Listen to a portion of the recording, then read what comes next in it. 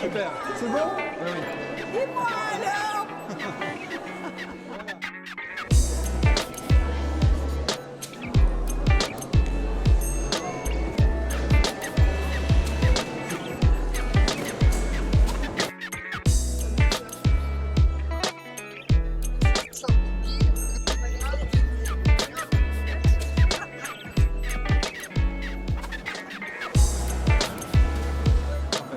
regarde.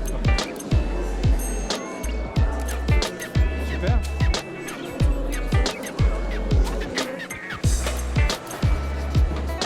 Non, non, non, non, non.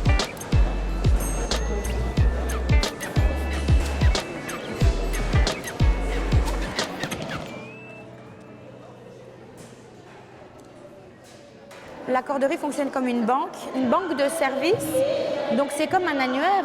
Quand on a besoin d'un service, j'ai un objet cassé chez moi et je ne sais pas le réparer toute seule, je vais regarder dans la banque de services de la corderie s'il y a un accordeur qui a ce savoir-faire-là et qui propose. On échange, le fait est, des talents, du temps. Pour que la balance soit équilibrée, eh bien, on va donner ou recevoir. Si on reçoit tout le temps et qu'on ne donne jamais, il va y avoir un déficit. Donc le but, c'est d'équilibrer.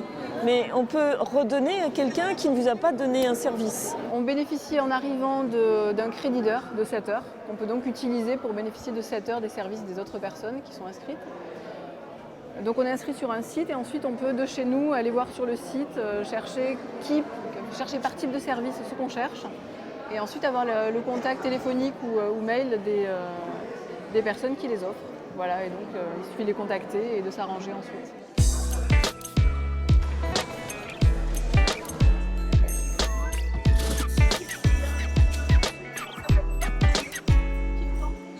Le concept des échanges, j'ai trouvé ça intéressant. Moi, bon, je donne donc ce que je sais en yoga et je cherche. Bon, le plus souvent, moi, c'est des ourlets de pantalon. Voilà, c'est de la couture. En général, quand j'ai des soldes, j'achète des affaires et je cherche quelqu'un pour me faire mes ourlets de pantalon.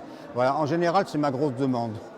On échange 1 heure de ménage contre 1 heure d'anglais. C'est vrai que c'est étonnant qu'1 heure de ménage ou 1 heure d'informatique vaut la même chose qu'1 heure de bricolage. Il n'y a pas d'argent, il n'y a pas d'échange d'argent et 1 heure, c'est 1 heure. Le fait de ne pas payer en argent mais en temps, pour moi, c'est remettre de la valeur dans chaque petite chose. Quelqu'un qui va venir chez moi pour faire du ménage ou du bricolage parce que j'ai un besoin particulier que je n'arrive pas à satisfaire, pour moi, ça a autant de valeur que quelqu'un qui va proposer un service d'une grande technicité. Et c'est ça que je trouve vraiment la valeur de la corderie.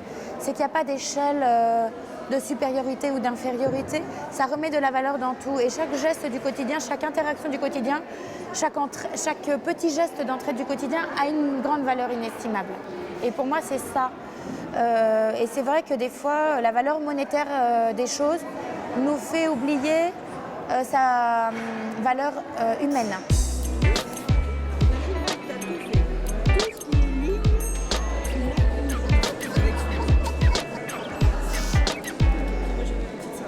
C'est intéressant, je trouve aussi, parce que ça fait le point. Des fois, on est dans des phases de la vie où c'est pas simple et tout. De dire qu'est-ce que je peux proposer comme service, c'est un côté valorisant de faire le point sur mes compétences. Qu'est-ce que je sais faire? Moi, je suis rentrée et je me suis inscrite. C'est pas que je n'avais pas un cercle d'amis, mais je sortais d'une période. J'étais en plein chômage suite à un harcèlement moral et j'étais un petit peu en déprime. Donc, j'ai eu l'occasion d'avoir un cercle un peu plus important et de partager des choses que je savais avec personne et je partageais avec tout le monde aussi. C'était très important.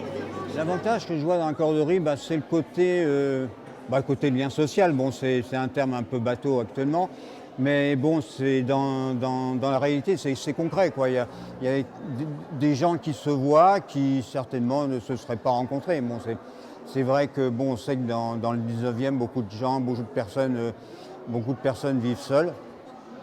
Et c'est vrai que ce système-là leur permet de rencontrer d'autres personnes et aussi d'avoir des activités. Bon, je parle du cours de yoga, mais ça peut être d'autres activités proposées dans le cadre de la corderie qui ne pourraient certainement pas se payer compte tenu de leurs revenus.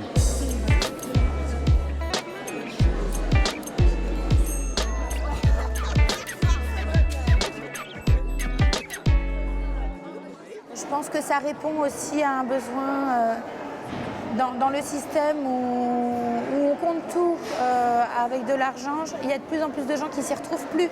Donc je pense que ça va attirer des gens qui n'ont pas envie d'être sans arrêt ou qui n'ont pas la possibilité d'être sans arrêt dans cet engrenage de l'argent. Et j'espère que ça va se développer. Qu'est-ce que je vois comme avenir pour la corderie? Mais la même chose, mais dans chaque quartier. Je souhaite que ça se développe. Jusqu'où ça ira, je suis un peu désarmé. Ça devrait être positif, oui, mais on peut pas envisager de bouleverser le système traditionnel. Il faut être raisonnable. Voilà. Mais fonctionner en parallèle, très bien. Le futur de la corderie, c'est une autre façon de vivre.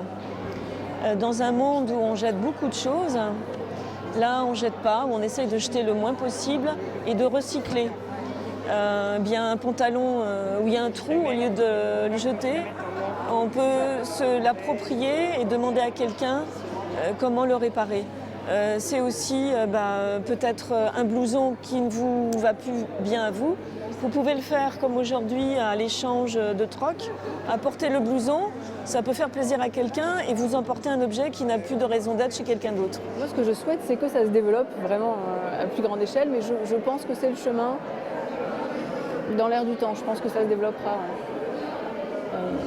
Et que c'est bien aussi d'avoir une toute petite structure comme il en existe à la corderie, c'est-à-dire simplement une plateforme qui permet de gagner du temps en fait. Et en même temps, la plateforme de la corderie, c'est une plateforme qui n'est pas du tout contraignante. C'est-à-dire qu'une fois qu'on est inscrit et tout se fait en autonomie. Ce sont aussi des gens qui donnent de leur temps pour faire les permanences d'accueil, donc pour faire fonctionner la structure. Et j'aime beaucoup cette idée je cherche le terme, un peu protéiforme. C'est-à-dire que les gens viennent avec leurs envies, leurs idées, leur temps, leurs compétences, et il en ressort quelque chose qui est simplement l'organisme que nous constituons tous ensemble, voilà, et qui fonctionne. Et je trouve ça beau.